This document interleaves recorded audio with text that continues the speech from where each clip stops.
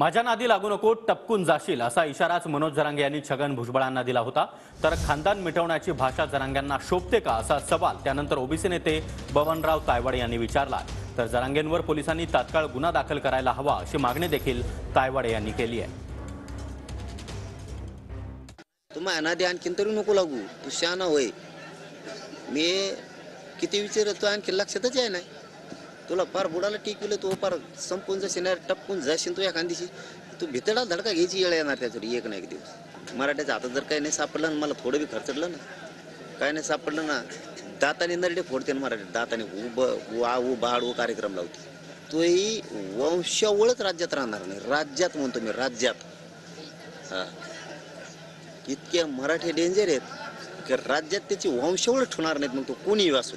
काल त्यांनी म्हटलं की आमच्या विरोधात जे बोलतील त्यांना आम्ही टपकून टाकू हा शब्द वापरलेला आहे। सरकारने याच्याकडे लक्ष द्यावं आणि पोलीस यंत्रणेने सुद्धा लक्ष द्यावं।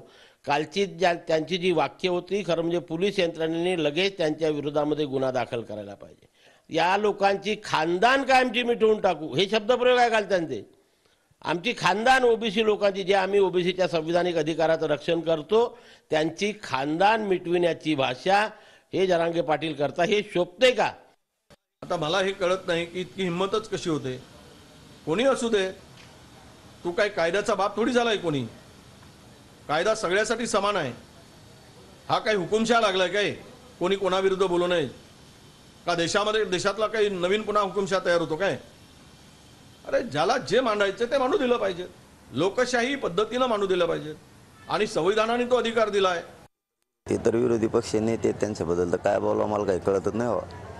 कोणत्या शब्दाचा काय अर्थ घेतात? टपकवणे म्हणजे त्याला म्हणतो आम्ही, टपकवणे म्हणजे ते टपकवणे नाही, ते इतकं बोलतो कोणकडं बावचाळेवणी की टपकन जाशील, म्हणजे एक गावरान भाषेत ते म्हणे।